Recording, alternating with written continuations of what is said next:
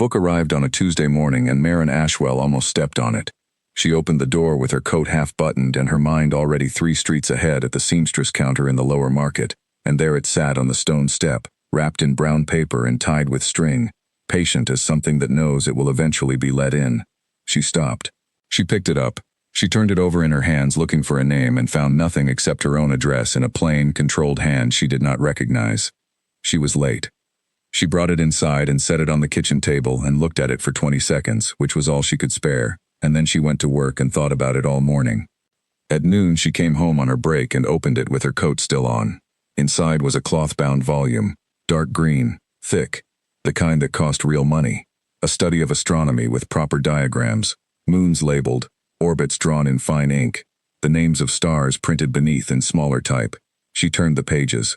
She had been standing in the back garden 3 weeks before, during the August meteor shower, craning at the dark sky with no name for anything she was watching. She sat down. She read until the break was over, then went back to work and cut fabric until 6, came home, and read until the candle burned low. There was still no name on it. She was 22 years old, the daughter of a glover named Arthur Ashwell who had died the previous November, of a fever that took him in 8 days, and left her the cottage, and the debt, and the specific silence of a house where there used to be 2 people, and now there was 1. She lived in Varnhollow village, a market town of moderate size and no great distinction. The road from the south passed through it on the way to the county seat, and travelers occasionally stopped at the inn on the square, but they did not tend to stay. There was no particular reason to stay.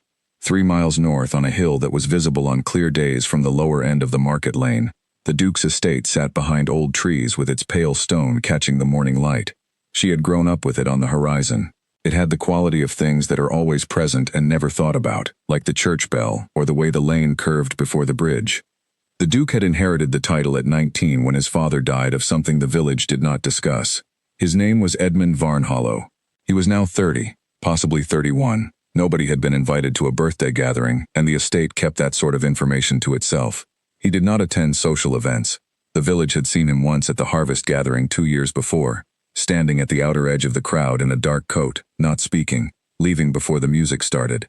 The village had 17 opinions about why, and none of them agreed, and Maren had no opinion at all because she had too much to do, and no energy for a man who had never spoken to her. She put the astronomy book on the shelf beside the window and went about her life. 6 weeks later the second book arrived. Botany this time. Pressed plants between the pages, dried and still holding color, packed in oilcloth against the rain. She stood on the doorstep and looked up and down the lane. Nobody. No cart, no horse, no figure retreating into the morning. She brought it inside and put it beside the astronomy book and started paying attention. The third book was philosophy. The fourth was a history of the English wool trade, which she read with the specific interest of a woman who spent 6 hours a day cutting fabric and had never known the full shape of what she was part of. The fifth was on the cultivation of kitchen gardens, arriving the week after she had cleared the back patch and stood in the dirt not knowing what to plant. Each one arrived for her specific ignorance, her specific curiosity. Not for a general educated woman, not for a library shelf, for her, at this particular moment, in this specific season of her thinking. She began keeping a list in the back of her notebook. Titles, dates arrived, and beside each one, what she had been wondering about in the weeks before the book came. The list held every time. She went back to the astronomy book and thought about August, about the meteor shower, about standing in the garden with her face turned upward and no name for anything above her. The list held there too. Someone was watching her. She sat with that knowledge for a week, turned it over, held it up to various lights and various moods, and determined that what she felt was not fear. Fear she knew. This was the off-balance sensation of discovering that someone has been building a picture of you from your discarded moments, the ones you dropped without thinking, and that the picture is accurate in a way your own internal picture of yourself is not always accurate. The feeling of being read by someone you had not given permission to read you, except that she could not find it in herself to object. She had been lonely since her father died, not in a way she said aloud, not even to herself, but in the persistent, specific way of a person accustomed to being understood by one other person, and who now had no one. The books arrived and they were correct. They were the conversation she would have had with her father if he had still been there. She picked up her pen. She opened the philosophy book to a page where the author had been wrong, not factually but structurally, a hedged conclusion after a strong argument, a retreat from the very point the man had been building for 20 pages. and she wrote in the margin. She wrote because she could not help it. She wrote because she was right, and the philosopher was not, and someone had to say so, and she was alone in the cottage with no one to say it to. She filled the margin and kept going into the footer, and when she ran out of room she stopped and looked at what she had written and felt the clean satisfaction of a completed thought. She kept writing in the margins after that. Every book that came, she answered. She argued and agreed and questioned and worked out her positions in the white borders of other people's ideas. The books became, over months and then over years, the record of a mind thinking itself into shape. A private record, directed at no one. Or so she believed. The first year passed. The second began. The books came reliably, every 5 or 6 weeks, in brown paper with the same controlled handwriting on the address. She had asked the bookseller in Comridge, 12 miles east, whether he had any record of the orders. He said he did not send anonymous parcels. She had asked the post carrier. The carrier said the parcels arrived already addressed at the collection point. Whoever was doing it had thought it through. She stopped asking and filed the question in the back of her mind, where she kept things she was not ready for yet. She lived with the books and they lived with her, and the cottage stopped feeling so large. On a September evening in the 4th year, she walked past the front window at dusk and looked up at the hill without meaning to, and thought, with no preamble and no evidence she could have explained, "It is the Duke." She stood at the window. The estate sat on the hill in the early dark with one lit window visible, the same window that was always lit in the evenings, a pale square of light 3 miles away. She went through it carefully. 7 people in Varnhollow knew her well enough to know what she had been wondering about in the weeks before each book arrived. None of them had money for books of this quality. None of them had the connections to source a volume on 17th-century land law, which had arrived in March and which she had read until the binding cracked, because she had spent sleepless nights trying to understand the debt her father had signed, and whether she was legally bound by it or only morally bound by it, which turned out to be 2 very different things. The estate library. She had heard it mentioned in the accumulated way of village knowledge. 3 rooms deep, they said, the kind that needs a staff to maintain. She thought about the dog-eared page in the philosophy book, the essay on the ethics of silence, the argument about whether withholding truth from someone who would benefit from knowing it constitutes a harm. The philosopher had been inconclusive. She had written in the margin that the inconclusiveness was itself the answer, that a man who argues for silence and cannot bring himself to conclude the argument has already told you what the argument costs him. She turned away from the window and went to make dinner. She did not say it to anyone. She held it alone, the way she held most things that mattered. She worked the knowledge into her days the way you work anything unfamiliar, carefully at first, then more naturally, letting it find its place among the other things she knew and lived alongside. She thought about it in the evenings while she read. She thought about it at the seamstress counter between customers. She thought about it standing in the back garden on clear nights, looking up at the sky with the names she now had for things, the names the astronomy book had given her, and occasionally looking north at the hill where the lit window sat. What she felt was not what she expected to feel. She had expected something uncomfortable. She had expected the feeling to carry an edge of violation. Someone had been tracking her curiosity for years, mapping her interests, arranging for their findings to arrive at her door in brown paper with no explanation. She had expected to feel like a person who had been watched without consent. Instead, she felt, strangely, accompanied. The word came to her on a Thursday in October, standing at the kitchen table with the 7th book open and her pen in her hand, accompanied. That was the thing the books had given her, the specific thing, the thing that went beyond the knowledge itself. She was not reading alone. Someone was there in the choosing. Someone was on the other side of the selection, paying a kind of attention that few people ever paid to anyone. It was a strange gift. It was given without permission asked or acknowledgement offered. It was given by someone who had decided, for reasons she did not yet know, that this was the only form of giving they were able to manage. She thought about what that meant about a person. She thought about it for a long time. She went about her November and her December and her January, and the books continued to arrive and she continued to fill the margins, and the eastern wall continued to grow, and underneath all of it, quiet and consistent as the lit window on the hill, the knowledge sat in her chest like something she had been given that she was still deciding what to do with.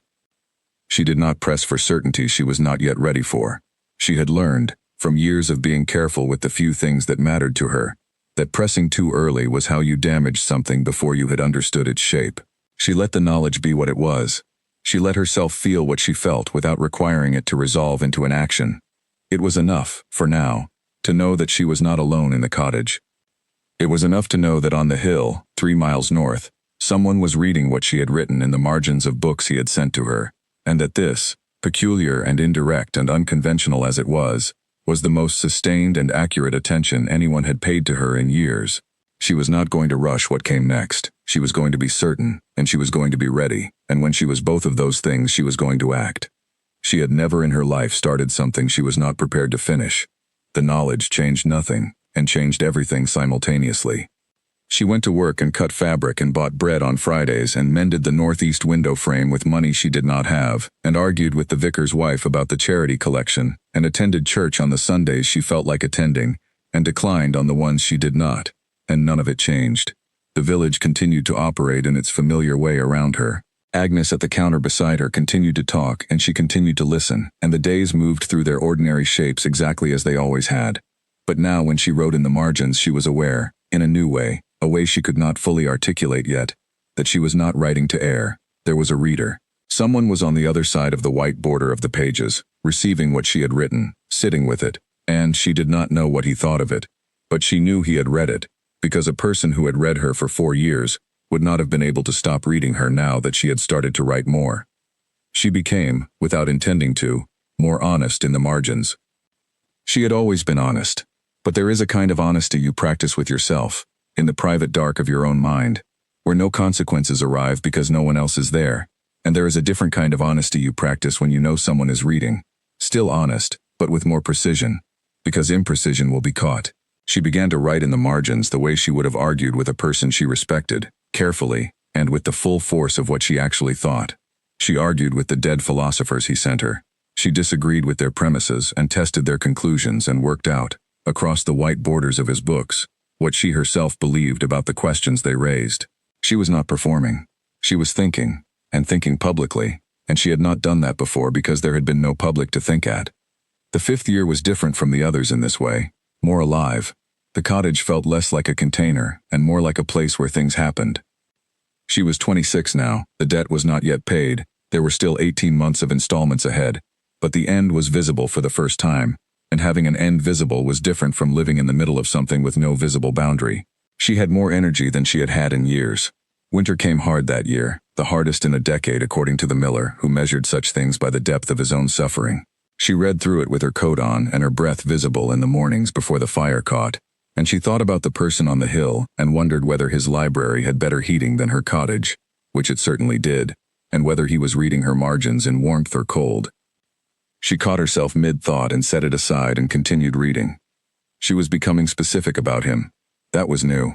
She had been thinking about him in general, the configuration of things he must be, the outline of a person who would do what he had done, but now she was thinking about him as an individual with a particular temperature in his library, and a specific expression he might have while reading something she had written, and she did not have the information to complete these pictures, but she was building them anyway, from fragments. She filed this observation away. In March, the estate produced a new connection she had not tracked. She sold an old shawl to the estate housekeeper's sister, a transaction of no significance, and in the course of the sale, exchanged 3 sentences about the weather and the condition of the lane. She had exchanged similar sentences with the estate housekeeper's sister many times, but now she was aware of the transaction differently, aware that the sentences might be noted and passed on, aware that her ordinary life moved through conduits she had not previously traced. She thought about this carefully. She did not feel managed or engineered. She felt, instead, the slight vertigo of discovering that the web of village connections was more intricate than she had previously attended to, and that she had been part of it all along, without knowing how she was woven into it. She was observed. She observed back. That was fair. Spring arrived with its mud and its smell of things beginning again. Agnes, at the counter, was engaged by April to a steady man named Peter Cole who sold hardware from a shop on the north side of the square, and she talked about him with the careful happiness of someone who does not trust happiness yet and is holding it gently. Marin listened with genuine warmth. Agnes's happiness was a real thing, and it would have been unkind to be anything but present to it. "You should have a man," Agnes said, in May, with the directness that is the particular gift of a woman newly and successfully in love. "I should have lunch," Marin said. "You've been saying that for years. Lunch remains underrated." Agnes gave her the look, the full weight of it, assessing and familiar, and said, "There's someone, isn't there?" Marin cut a straight line through 4 yards of gray wool and said nothing. You don't have to tell me, Agnes said. But there is. Maren looked at her. There is a situation, she said. Whether it is a someone is something I am in the middle of determining. Agnes made an expression that contained an entire novel's worth of interpretation, and had the wisdom to leave it there. Maren thought about it on the way home. Situation versus someone. The difference was, she thought, the presence of another person who was aware of and choosing the situation. She was aware. She had been aware for 2 years. Whether he was aware in the same way, whether he was sitting in the library on the hill and thinking about her with the same sustained attention she now turned in his direction, was something she could not know from here. She thought, I could ask. She thought, I am not ready yet.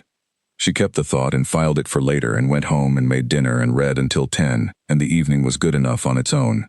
Summer.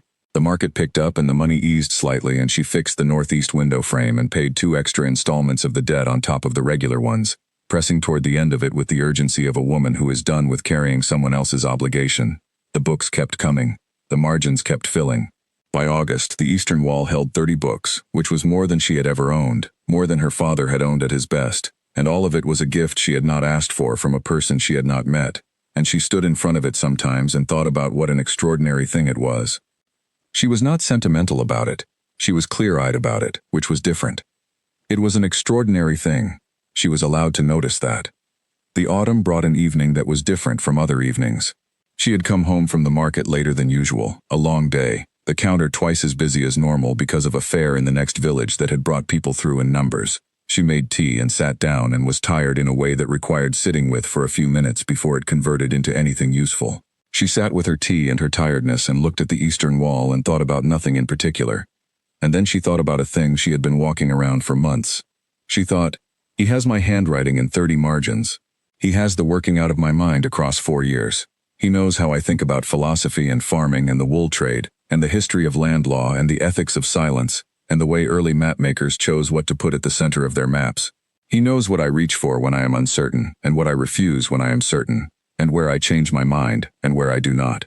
He knows more about the inside of my thinking than anyone alive, she thought, and I do not know his name beyond what the village has told me. She thought, I know his books, I know the shapes of his attention, I know the things he thought I needed, and I know the one page he thought was important enough to mark. But I do not know his voice or his opinion, or the particular way he thinks when he is wrong about something. She thought, that is a long way to be from a person who knows you as well as he does. The thought settled in her like the decision it was. She was tired of being only the known one. She wanted to know something back. She looked at the eastern wall for a long time. Then she made more tea and opened the book on the development of European legal systems that had arrived the previous month. She had been reading about inheritance and liability, tracing the legal threads that had shaped the document her father signed, and she opened it to the page she had left off at, and picked up her pen and wrote in the margin, as she always did, what she actually thought. But that night, before she started, she wrote at the top of the first blank space on the page, I think you are afraid of something. I do not know yet what it is, but I am beginning to think it is the same thing I am afraid of, which is standing in front of someone who knows you, and finding out whether what they know is enough. She looked at it. She did not cross it out. She kept reading. The weeks that followed had a quality she noticed but did not describe, even to herself. She was waiting for something, except that she was not passive in the waiting. She was still present to her days, still sharp at the counter and thoughtful in the evenings, but underneath all of it was the awareness of a thing approaching that had not arrived yet. The awareness of a moment still forming itself out of the material of smaller moments. She understood, on the edge of something. She had been on the edge of something for 2 years. She was getting closer to stepping off it. She was not afraid. She was interested. She thought about the books from his side. She had been thinking about the arrangement from her own side for 5 years, and she knew that side thoroughly, every room of it, every corner. She turned it over now and thought about it from where he stood. 3 miles away, in possession of 30 books that had come back to him with her handwriting in the margins, in possession of her arguments and her corrections, and the turns her thinking made at midnight when there was no one to perform for, in possession of a picture of her mind that she had not deliberately given him but had given anyway. Because when you write in margins you are not managing the impression, you are just thinking, and he was reading the thinking. What did he do with it, she wondered. Where in the large house did he read it? Did he sit in the library with 30 books arranged somehow on a table and read through them in sequence, or did he keep them on a single shelf, or did he do what she did, which was to carry the current one around the house with him, and read in whatever chair he happened to be nearest when the light was right. She built these pictures without having the information to complete them, which meant she was building him as much as finding him. And she was aware of the fact, aware of the way that desire fills in what it does not know with what it would like to be true. She was careful about this. She tried to separate what she knew from what she was constructing. What she knew. He had been choosing books for her with the accuracy of someone who understood her. He had dog-eared the page on the ethics of silence. He had sent the cartography book, which was about the distortions that come from placing yourself at the wrong center. He had been sending her, woven into subjects, the quiet and ongoing argument of a person who was examining his own choices while he made them. What she was constructing, the warmth of him, the expression on his face, the sound of his voice when he was arguing about something he cared about. These things she did not know and was filling in, and she made herself mark the difference. First, she was careful. She had always been careful.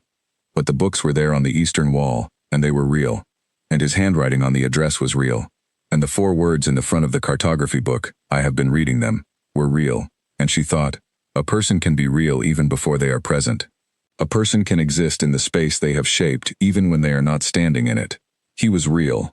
She was not constructing him from nothing.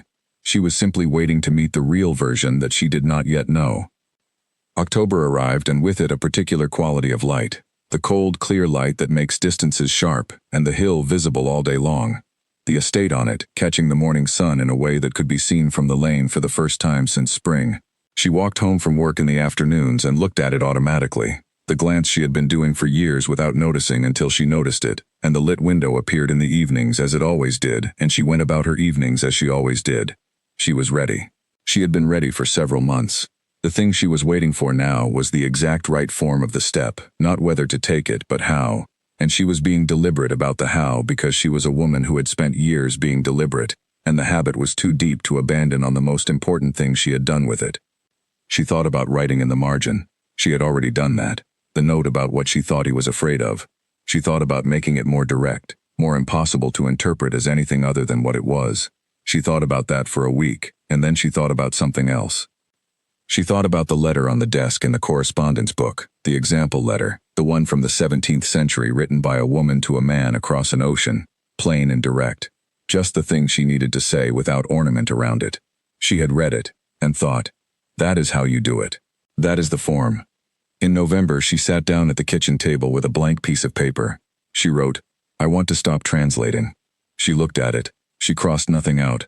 She folded it, addressed it to Varnhollow, left it on the table overnight. In the morning she read it and felt the clean and specific certainty of a sentence she had not made a mistake about, and she sent it with the morning carrier. 3 days later a letter arrived. She recognized the handwriting on the outside before she was even fully awake. She took it inside and made tea and sat down and looked at it for a moment and then opened it. 9 words. May I come to you on Friday evening? Not, I will come. Not, I intend to come. May I? With the full weight of asking permission from someone who had every right to refuse it. She sat with it, and she thought about a man who had spent 7 years being present to her without coming through the door, who had finally been asked to come through the door, and whose first act was to ask whether he was allowed. She wrote back. 1 word. Yes. She sent it with the afternoon carrier, and then she went about the remaining days of the week with the specific and contained feeling of a woman who has done the thing and is now simply waiting for what it brings. Friday arrived the way significant days always arrive, in the same clothes as ordinary days, on the same schedule, requiring the same morning routine of bread and tea and coat and lane and counter, the same fabric to cut and the same customers to serve, no herald and no signal to distinguish it from any other day in the week. Agnes knew something was happening. Agnes had known since May that something was approaching, and she had been watching Marin's face with the attentiveness of a woman who has solved her own situation and takes an active and well-meaning interest in adjacent ones. She said nothing in the morning, and nothing through the lunch break, and nothing in the long afternoon. At 5:30, when the counter closed, she put on her coat and said, "You'll tell me how it goes." "There is nothing to tell," Marin said. Agnes looked at her hands, which were still on the counter, the hands that were never still, and said nothing and went home to Peter Cole and left Marin to finish closing up alone. Marin walked home faster than usual. Not out of urgency, she had 2 hours and the cottage was 10 minutes away, but because she needed the movement, needed the air and the physical work of walking to settle something in her chest that was not nerves exactly but in the family of nerves, the alert aliveness of a body that knows a thing is coming. She arrived home. She lit the fire. She changed into the better dress, not the best dress, which would have been too much, but the better one, which was dark blue and fitted well, and which she did not wear to the market because it attracted comments she had no interest in. She made soup. She cut bread. She set 2 cups on the table. She sat down. She stood up. She read 4 pages of the current book, which was on the development of civil engineering in the preceding century, and retained nothing. She heard the horse at 7. She was in the kitchen and she stood for 3 seconds doing nothing, which was something she almost never did. Then she went through to the front room, and then to the door and opened it before he reached the step. Edmund Varnhollow was taller than she had understood from a distance. The dark coat, no hat, his hair darker than she had imagined, and slightly gray at the edges in the way that suited him without being arranged to suit him. He stopped on the far side of the step and looked at her, and there were perhaps 4 feet between them and the whole weight of 7 years in the air between those 4 feet. He said, "Miss Ashwell." She said, "Edmund Varnhollow." "Not your grace." He registered this. She saw it in the line of his face, the slight release of something he had been holding, and did not correct her. "Come in," she said. He came in. He stopped inside the sitting room doorway and looked at the eastern wall. 35 books, the collection he had assembled across 7 years, now living on her shelves in the order of their arrival, worn at the spines from reading, every one of them carrying her handwriting somewhere in the white borders of the pages. He looked at them for a long time. She let him look. "I have the ones you sold," he said. He said it to the wall, to the books, not yet to her. "I wondered," she said. "The architecture volume, the note you wrote." She had written, at the bottom of the last page, small and clear, "I know it is you. I have known for 3 years." "I meant it as a message," she said. "I was not certain you would read it." "I read everything you wrote," he said. He turned then, and looked at her directly, and she saw for the first time the full effect of being looked at by someone who had been doing it for years from a distance. It had a specific quality, the look, not intrusive but total, the look of a person, for whom looking at you is not a social performance but an extension of a sustained and private attention. She met it without looking away. She had imagined this meeting many times. She had imagined it going several ways, several registers, formal, awkward, too much too quickly, not enough too slowly. She had not imagined it feeling like this, which was immediate and very clear, the feeling of 2 people who have been in the middle of a conversation for years and have simply moved it to a different room. She had made tea. She put his cup on the low table, and he sat in the chair she indicated, and she sat across from him, and the fire was going well, and the soup was warm on the stove, and the candle on the table made the room smaller in the good way that candles do. He looked at the cup of tea like a man encountering a small, surprising kindness. She said, "Why did you not come?" Simple, not accusing. The question she had been sitting with for 3 years, said plainly, because she was too tired of carrying it to dress it in any other clothes. He was quiet. She waited. "I decided," he said eventually, not defensively, with the careful pace of someone reaching for the accurate thing, "that what you received from me through the books was genuine, that the books themselves were working, that they were right for you, that the exchange was a real one. I was uncertain that I would be an improvement on that, on the distance." She looked at him. "I was uncertain," he said, "that I would not damage it." She let that sit for a moment. "Damage what?" she said. "What you had made of the books. The way you used them, the thinking you did in the margins." He looked at the eastern wall again briefly and then back at her. "I thought if I arrived I would replace something that was working with something I could not guarantee would work." She thought about that.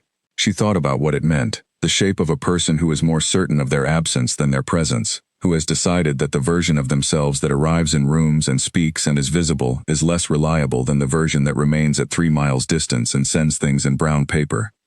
She said, "That was not your decision to make alone." His hands on the arms of the chair shifted slightly. Just weight moving. The movement of someone absorbing a thing. "No," he said. "The books are something real," she said. "And you are the books, not the subject of them. You, the choosing of them. The way you chose them tells me how you think. I have been reading that for 7 years. You cannot separate what you sent from the person who sent it and say one is worth something and the other is uncertain." He looked at her with an expression she did not have a word for yet. The expression of a person who has prepared for one version of a thing and encountered a different version and is processing the difference. "I have been reading you for 7 years, she said. "I know things about how your mind works, not everything. There is much I do not know, and I would like to know it, which is why I wrote to you. But the idea that what was in the books was real and you are not, That is not a distinction that holds. A pause. He said, I thought you might not want to know. You did not ask, she said. Another pause. He was looking at her steadily. I sent you the essay about silence, he said, the philosopher. You sent me the essay about silence, she confirmed.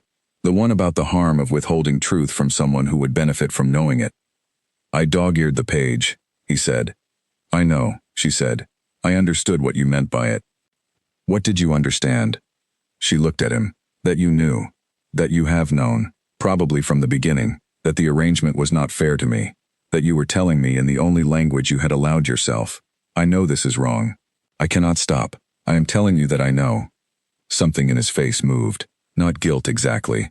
Something larger. The face of a man who has been understood at a level he was not expecting. Who had prepared for something easier and encountered something that required more honesty. He said, yes, that is what I meant. Then you already knew you had to come, she said. You knew it when you sent the essay. You have known it since. What I did was simply remove the last available excuse by asking directly. He was quiet for a moment. He said, you make it sound very simple. It is simple, she said. The simple things are often the ones we spend the most time making complicated. She stood up and went to the kitchen to check the soup and to give them both a moment. She heard him shift in the chair. She heard the fire settle. She stood at the stove and stirred the pot and thought, he is in my sitting room. Edmund Varnhollow is in the chair in my sitting room, and we have had the first 20 minutes of a conversation that was 7 years in the arranging.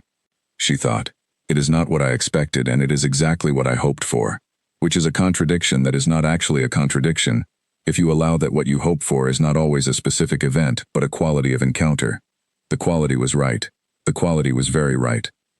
She came back with the soup ladle to check the warmth and he was standing at the eastern wall. His hand was resting on the spine of the cartography book, the one with, I have been reading them in the front cover, and he was looking at the shelves with an expression she read, from the angle, as something she did not want to misidentify but thought might be grief. Grief for the years, she thought. Or not grief. Something shorter than grief. Something more like the feeling of arriving somewhere you should have arrived sooner. She said, soup is ready. He turned. He was not, she noticed, a man who covered his expressions quickly. Whatever had been on his face when he was looking at the books was still partially there when he turned to her. He did not compose himself before she saw it. She thought, he is not performing. She had been watched by people who were performing for as long as she had been in the world. Most people performed. Most people managed the impression. She had learned to read it. The slight recalibration between what was felt and what was shown. The micro-adjustments of a face in company. He was not doing it. His face was just doing what faces do when they are not being managed. Responding to things in the moment they happen, without the half-second delay of social calculation. She thought, that is what it looks like to be around someone who is actually present. She said, come and sit. He came and sat. She served the soup and cut the bread and sat across from him at the small kitchen table and they ate. And the talking that had been formal and careful in the sitting room became, in the kitchen with the bowls between them, simply the talking of two people who have a great deal of interest in each other and have not yet been able to act on it. He asked about the wool trade book, the fourth one, whether she had known anything about the industry before, or whether it had been entirely new to her. She told him about the counter and the fabric and what you learn over 6 years of cutting material for other people's needs. He listened with the quality of attention she had been reading in the books for years, the total kind, the kind that is not planning its own next remark. She asked how he had found the first book, the astronomy volume. Had he already had it or had he sought it specifically? He said, I sought it. I had to write to 3 different sources before I found a copy worth sending. She looked at him. It took several weeks, he said. You sent it before you knew whether I would read it, she said. Yes, he said. Before you knew whether I would keep it or sell it or throw it into the lane. Yes, he said. She thought about that. The specific courage of sending something into a silence with no promise of reception. The willingness to extend yourself into nothing and wait. She said, that was brave. He looked slightly surprised. She thought he had not expected that word. It was many things, he said. I am not certain brave was one of them. You sent something you cared about into a silence and did not know what would come back, she said. In my experience, that is the definition of brave. The outcome is not the measure of the bravery. The willingness to move forward without knowing the outcome is. He was quiet. She thought. He has been thinking about himself as a coward for a long time. The years of distance. The decision not to come. He has been naming himself by the thing he did not do rather than by the thing he did, which is a form of error that is very common in people who hold themselves to strict standards. She did not say this yet. She filed it for later. They talked until the soup was finished and the bread was gone and the candle had burned down an inch. And then she made more tea and brought it back, and they kept talking. About ideas now, the way she had always talked in margins. Freely, with the willingness to be wrong, with the interest in the other person's wrong as much as their right. He was not small in person. She had worried at some point in the previous years that arriving in the same room as him would require revising downward what she had built of him through the books, that he would turn out to be less than the reader she had imagined. He was not less. He was different, more precise in certain ways, more uncertain in others, more willing to acknowledge the boundary of his own knowledge than she had expected, and the difference was not a disappointment, but an expansion. He was more than the books, and also the books. The books were the most accurate representation she had had, and the person sitting across the table from her was the person the books had been approximating, and the approximation had been very good. She thought, 7 years. You spent 7 years building the most accurate picture of someone that I have ever received, and you built it from one side, and you built it in silence, and you were right almost every time. Outside the night was full and quiet. The lane had stopped producing sounds. The inn on the square had closed its lights. He looked at the window and said, I should go. She said, You should, but come earlier next time. He looked at her. She met the look. Next time, he said. Not a question, a notation of the fact. Yes, she said. He stood. She walked him to the door. He stood on the step in his dark coat, and she was in the doorway in the candlelight, and the distance between them was 1.5 feet, and every inch of it was chosen. He said, I am sorry it took me this long to come. She said, You are here now. He looked at her, and the look held something she was not going to name yet, because she had just met him, and she was careful about names. But she felt it, the weight of it, the specific warmth of being looked at by someone who has been looking at you for 7 years and is finally close enough to let it be visible. He said, Good night, Miss Ashwell. She said, Good night. She watched him walk to the horse, and she watched him until the dark took him, and then she stood in the doorway in the cold for another moment, listening to the hooves on the lane fade, and she thought, that is what the books were practicing for. That exact exchange. 7 years of building the language, and tonight was the first sentence spoken aloud. She closed the door. She stood in the sitting room with the eastern wall of books at her back. She said nothing to the room. She did not need to say anything to the room. She blew out the candle and went to bed. He came the following Friday at 6 instead of 7. She had not expected him that early. She was still in her work dress when she heard the horse, and she answered the door with her hair only half arranged, and he was there, 6 o'clock, looking at her, with the particular expression of a man who has arrived at the agreed earlier time, and is only now considering whether he has actually been asked. She said, You came earlier. He said, You said to. She stepped back and let him in. This time was different from the last time, in the way that second meetings always differ from first ones. The first one requires the full expenditure of courage simply for arrival, and the second one has the arrival already managed and can allocate its attention to the actual being there.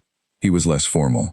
She was less prepared, which turned out to be an improvement. They talked from 6 until past 11, and she noticed things she had not noticed the first time, or had noticed but not fully attended to. He was funny, not in the way of a person who performs humor, not the timed delivery of someone who has learned that a well-placed remark is a social tool. He was funny the way some people are when they are thinking aloud. He arrived at the absurdity of things as part of thinking about them, and when he found it he looked at it with a kind of mild surprise, as though the absurdity had been there in the thing the whole time and he had only just noticed it. She found this very difficult to sit next to without smiling. She had not expected that. He was also wrong sometimes. Wrong in the way that a person who has read extensively and talked to very few people is wrong, with great confidence, and with premises that have not been tested against any external friction because there has been no one around to provide friction. She provided it. She was not gentle about it because she had not been gentle in the margins, and there was no reason to start now.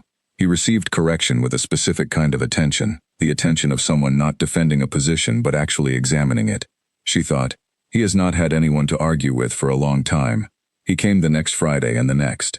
By December the visits had a shape to them. He arrived at 6, she made dinner, they ate, and then moved to the sitting room where the fire was better, and they talked until the clock said go and he went, and the evenings had the quality of something happening that could not be unhappened, each visit adding to the previous ones, a texture building.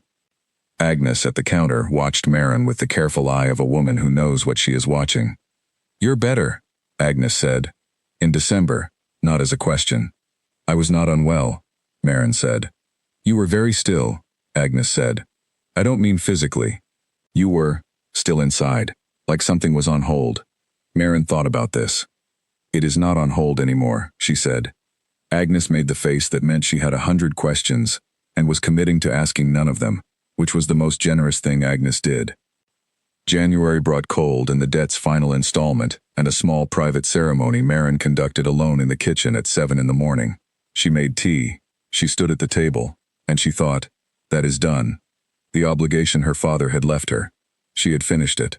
She stood with the feeling for a few minutes, and it was larger than relief and smaller than celebration, something in the middle, the feeling of a weight gone that had been so long present she had forgotten it was a weight and not simply the structure of things. She told Edmund that evening. She told it plainly, without drama, sitting across from him in the sitting room with the fire between them. He was quiet for a moment. Then he said, "Your father's debt." "Yes," she said. "You have been paying it since he died," he said.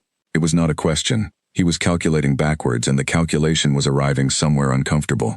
"Since February after he died," she said. 4 years and 11 months. He looked at her. "And the books," he said slowly. She had not told him what the books had cost her. She had not connected the two things in his hearing, but he was connecting them now, the timing of the debt and the selling of certain volumes, and she could see the connection arriving in his face. "I sold some," she said. "In the tight months." "I know," he said. "I received them." A pause. "The conservation volume," he said. "The margins." She had written, "I know it is you." He had written back, "I have been reading them." "Yes," she said. He said very carefully, "You sold books, which you needed, which were yours, to pay a debt that was not yours to begin with." She looked at him. "It was mine to pay," she said. "He was my father. He left it to you along with the cottage." "Yes," she said. He was quiet. She could see that he was sitting with the fact of it, with the years of it, with the image of her at the kitchen table doing the arithmetic of what could be sold and what could not. "I did not know," he said. "You could not have known from where you were," she said. "I could have," he said. He said it plainly, without self-pity or excess, just the fact. "If I had come, if I had not spent years watching from 3 miles away." He looked at her. "I could have done something about it." "Perhaps," she said, "but I did not need you to do something about it. I did it. It is done." He was quiet. "I am not telling you to make you feel responsible," she said. "I am telling you because it is part of what happened, and I do not want to leave it unspoken." He nodded slowly. "I am telling you," she said, "because I have spent 7 years talking to your books, and your books have always told the truth to me, and I would like that to be the standard we keep." He looked at her. She said, "The debt is paid. I am telling you that, not the rest of it." He understood. She could see that he understood, not just the sentence but the whole shape of what she was saying, which was, "I am not asking you to rewrite what happened. I am asking you to know it."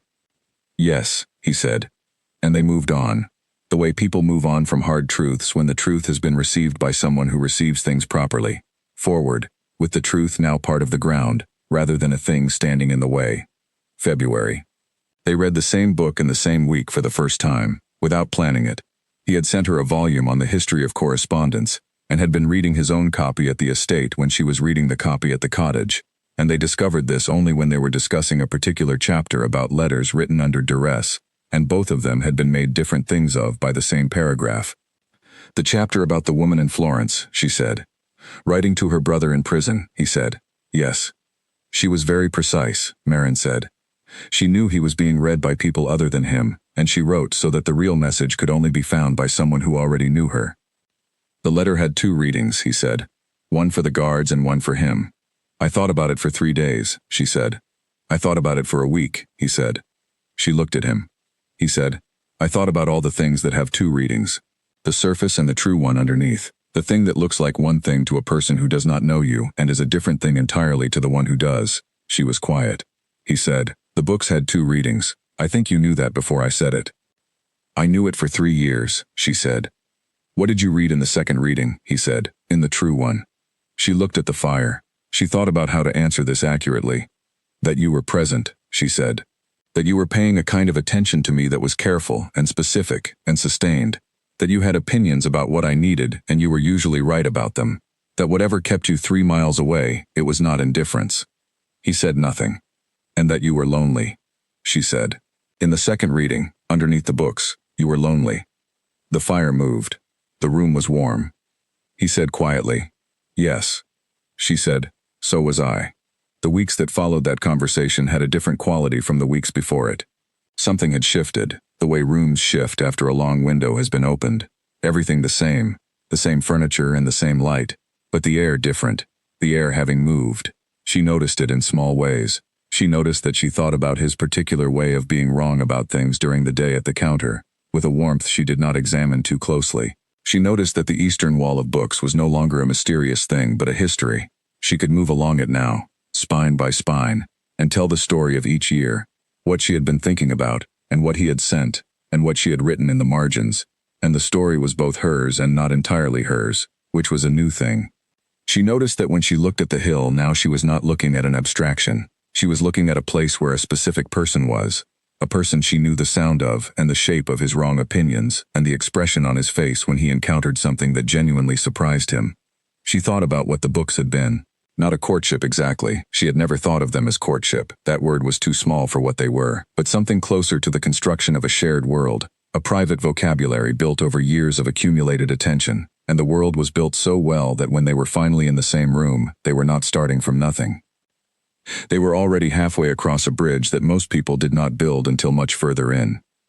She thought about that one evening in March, sitting with her tea after he had gone, the cottage warm and the books on the wall and the night outside, and she thought, we have been building toward this for 7 years without knowing we were both building the same thing.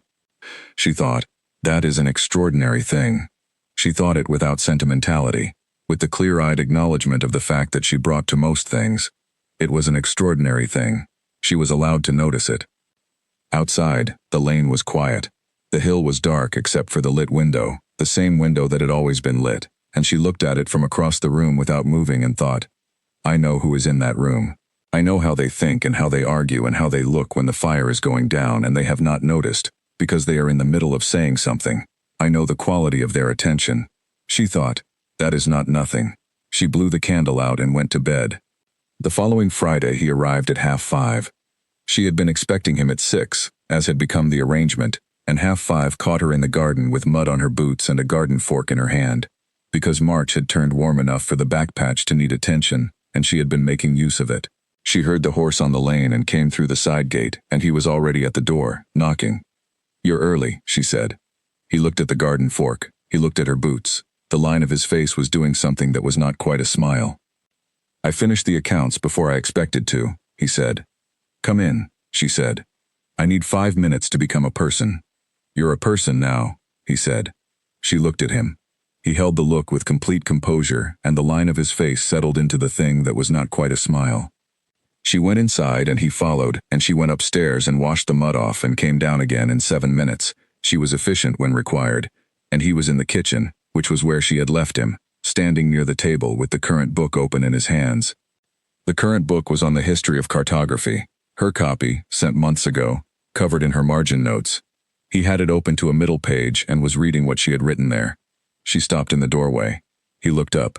He had the expression of a person who has been caught doing something that is not exactly wrong but is intimate enough to produce a reaction. I should have asked, he said. You have been reading them for years, she said. I think the asking stage has passed. He looked at the page again. He said, this note, here, in the margin of the chapter on the Ptolemaic maps. She came to stand beside him and looked at where his finger indicated. She had written, every map is an argument. The center is always a choice. What you place there tells you more about the map maker than about the territory. She remembered writing it. It had been October, the middle of a gray afternoon, and she had been thinking about something else entirely when the idea arrived. What about it, she said. He said, you wrote this before I was certain you knew it was me sending the books. Yes, she said. But you were writing it about, he paused. You were not writing it only about maps. She looked at him. He was standing very close, both of them looking at the open page, and she was aware of the closeness in the specific way you become aware of the proximity of a person who occupies more of your attention than you have entirely admitted to yourself. She said, I rarely write only about the subject in the book. I know, he said. I have been reading you for 7 years. He turned the page slowly. This note is about me. It is about maps, she said. And about me. She was quiet. You were writing, he said carefully, that whoever places themselves at the center of something reveals themselves in the placing. That the choice of center is also a confession. Yes, she said. That is what I was writing. And you were writing that about the arrangement, about the way I had structured things. She said nothing. You were writing that I had placed something at the wrong center, he said. That what I had put at the center of the arrangement, the books, the distance, the managed version of connection, was a choice, and that the choice told you something about me. She turned and looked at him directly. He was looking at the page still. Yes, she said. He closed the book. He set it on the table with the careful deliberateness of a man who is doing something with his hands so that the rest of him has a moment to arrange itself. He said, "What did it tell you?" She thought about it. She thought about the honest answer, which she had been sitting with for years in the form of the note in the margin. She said, that you were afraid of being the center, that you built a structure specifically designed so that you would not have to be, so that the books could be the thing that mattered rather than the person sending them, so that if it went wrong, the wrong thing would be the books and not you. He was quiet. That you protected yourself, she said, by making yourself invisible inside the structure. He turned his head and looked at her. She met the look. She said, I understood it. I am not saying I approved of it.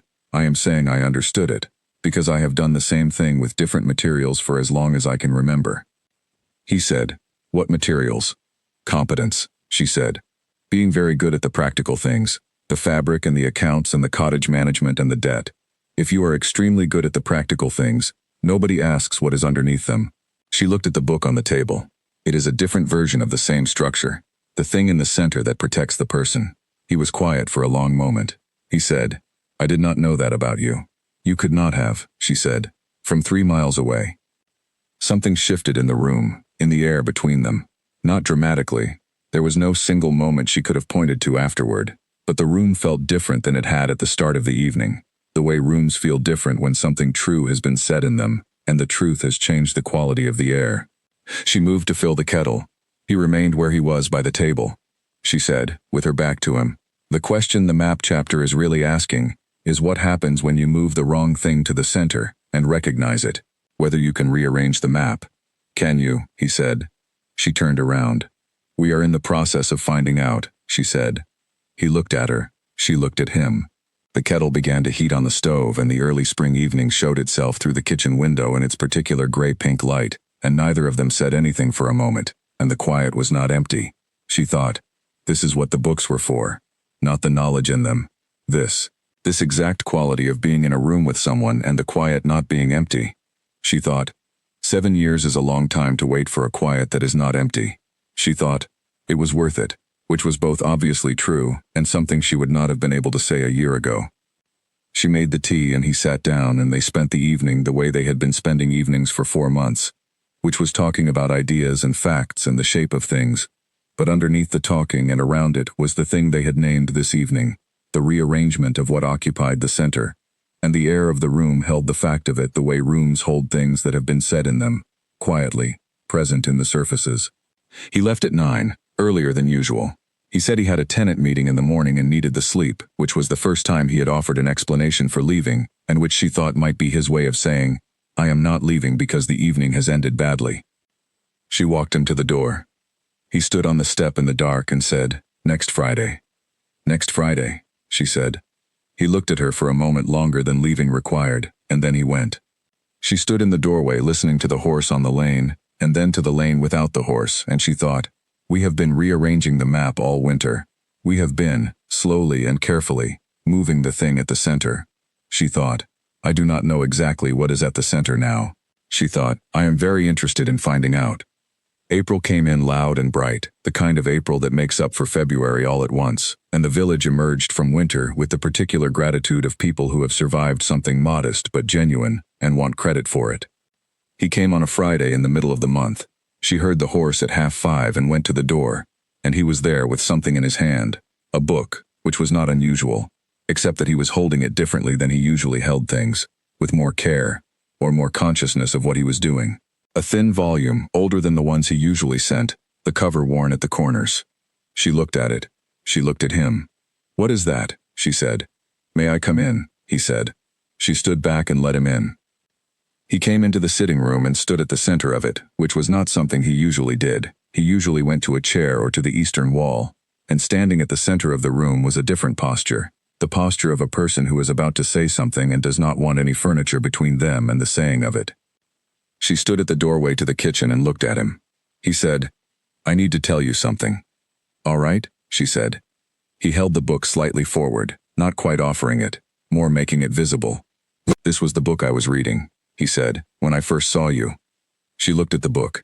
It was old, a collection of essays, the title worn off the spine. "In the Market Lane," he said, "when you were arguing with the wool porter." He looked down at the book, and then back at her. "I was sitting in the carriage with this in my hands. I was on the way to the county seat, and I had stopped reading, because you were speaking and I could not listen." She waited. "I kept the book," he said. "I did not know, at the time, why I was keeping it. I know it now." He held it out. "I want you to have it." She crossed the room and took it. She opened it. There was no margin writing in it, no notes, no dog-eared page. It was clean.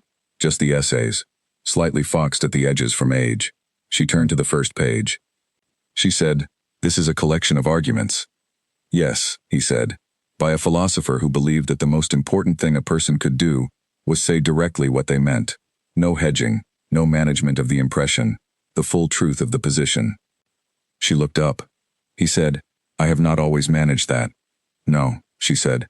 "I have been trying to," he said.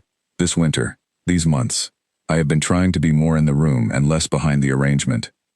She looked at the book and then at him. He said, "I am still not very good at it." "You are considerably better than you were in September," she said. Something at the edge of his face. She said, "Edmund." It was the first time she had used his first name to his face. She had been using it in her own head for months, had been using it since she had written to him, but this was the first time it had been spoken in the same room as him. He stilled. She said, "Sit down." He sat. She sat across from him, the old book on the table between them, and she looked at him in the April evening light, which was softer than the winter light had been, and showed him differently, the same careful face, the same quality of attention, but something in it closer to the surface than it usually sat.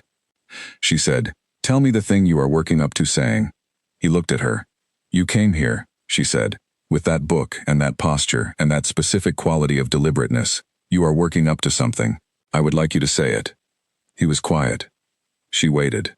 He said, "I love you." The room was very quiet. Outside, the evening bird in the hedge, the fire going steadily. He said, "I have loved you since long before I had the right to say it, and I am aware that this fact is not straightforwardly to my credit. I have loved you since—" He stopped. He was being precise. She could see him being precise. "I have loved you since I read the first margin note, the one in the philosophy book, the argument about the conclusion the philosopher was too afraid to make." He looked at her steadily. "You were right, and you said so, and you said it with the absolute confidence of a person who does not perform uncertainty about things they are actually certain of. And I—" He paused again. "I thought I had never encountered anything like it." She said nothing. "I thought that," he said, "from the safety of 3 miles and a brown paper parcel, and the arrangement that kept me from having to be in the same room as the feeling. And I thought it every time a new book came back, every time I read what you had written, and I thought it every Friday this winter, every evening in this room." He looked at the eastern wall. "I am telling you now because I cannot continue to be the person in the room who knows this, and does not say it. I have been that person for too long already." She looked at him. She thought about 7 years. She thought about the philosophy book, the first margin note, which she had written in anger at a cowardly conclusion. She thought about the fact that someone had read that note and kept it, had read every note after it, had spent 7 years on the other side of her thinking, and had arrived tonight in her sitting room with an old book in his hand. She thought about what she felt. She knew what she felt. She had known it for months, had been sitting with it and examining it from all angles with the care she brought to the things that mattered, and she was certain of it in the way she was only certain of things she had had the time to be completely sure of. She said, "I know." He looked at her. She said, "I have known for a while. I have been waiting for you to say it." She met his eyes. "I love you too. I have loved you since about February, or perhaps since before February, or perhaps since longer ago than February. and I only named it in February. I am not entirely certain of the timeline. Something crossed his face. The same something she had seen in October, in the kitchen, standing close to the cartography book. Only now it was in the open, in the full light of the room, not glimpsed at an angle. He said, "You are certain now?" "I am certain," she said. "I told you I do not name things before I am certain of them." He said, "You are certain." She thought, he needs to hear it again. He has been 3 miles away for 7 years, and he needs to hear it again. "I am certain," she said. "I love you. I know what that means, and I know what I am saying, and I am not saying it to answer your saying it. I am saying it because it is true and has been true, and I am tired of the second reading." He looked at her. He got up from the chair. He crossed the 2 feet of air between the chairs, and he went to one knee on the stone floor of her sitting room, in front of her, not with ceremony, not with a speech or a prop or any of the performance that the gesture can carry. He knelt the way a person kneels when they have reached the exact end of their ability to remain at eye level and be equal to the moment. The way you kneel when the moment is larger than standing. She looked at him on the floor of her sitting room. She thought, 7 years. She thought, 35 books. She thought, 27 margins of her mind, the real internal content of her thinking, which he had read, which he had chosen to keep reading, which he had been faithful to even from 3 miles away, in a house full of other things demanding his attention.